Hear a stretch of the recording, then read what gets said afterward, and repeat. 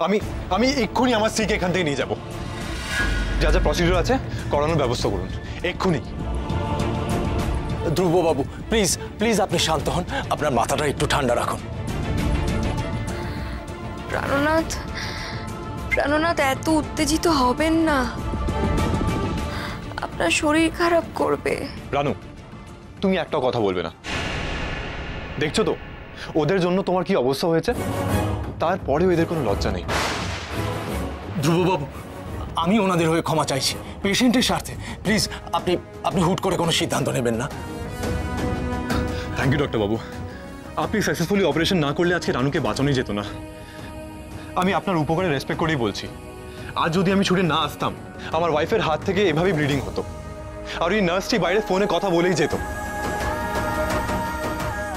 না, আমি আর ওই নার্সের উপর ভরসা করতে পারছি না, আমাকে মাফ করুন।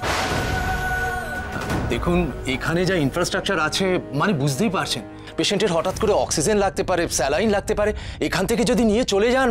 আমি সবকিছুর ব্যবস্থা বাড়িতেই করব, কিন্তু এই নার্সিং হোমে রানুকে রেখে আমি ওর জীবনের ঝুঁকি নিতে পারি না। I am sorry. ধ্রুববাবু শুনুন শুনুন, মানে আমি বলছিলাম আপনি একটু শান্ত হন। আচ্ছা আপনি ঠিক করে বলুন তো কতই রফা করবেন, মানে আমরা নিজেদের মধ্যে একটা সেটেলমেন্ট করে নিই। আপনি কিন্তু এই কথাটা দ্বিতীয়বার বলছেন, আর যদি একবারও সেটেলমেন্টের কথা আপনি মুখেও আনেন আমি কিন্তু এর শেষ দেখে ছাড়বো। I am telling you. মাথাটা ঠান্ডা করে শুনুন প্লিজ প্লিজ। আমার ডক্টর ঘোষ প্লিজ দেখে নিন না, রানুর স্যালাইনের পাইপটা খুলে দেওয়ার ব্যবস্থা করুন না। ধ্রুববাবু আর একটিবার ভেবে নিলে পারতেন না? রানু আপনার পেশেন্ট, আমি আপনাকে কথা দিচ্ছি যে আমি বাড়িতে ওর জন্য সমস্ত রকম ব্যবস্থা করব, যাতে ও বাড়িতেও নার্সিং হোমের মতো সুবিধে পায়। আপনি শুধু বলুন কি করতে হবে, যাতে আমি বাড়িতেও রানুকে নার্সিং হোমের মতো সুবিধে দিতে পারি। প্রাণনাথ, প্রাণনাথ এতটা ব্যস্ত হবেন না। আপনি আমাকে বাড়িতে নিয়ে যেতে চান তো আমি যাব, কিন্তু আপনাকে আর কিচ্ছু করতে হবে না। রানু বলেছি না, এটা নিয়ে তোমায় কিচ্ছু ভাবতে হবে না।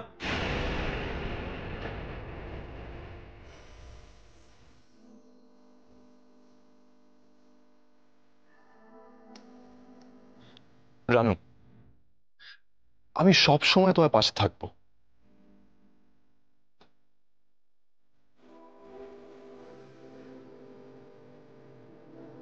তোমার খেয়াল রাখবো, আমি নিজে তোমার দেখাশোনা করব, কিন্তু অন্য কাউকে তোমার কোনো ক্ষতি করতে দেব না।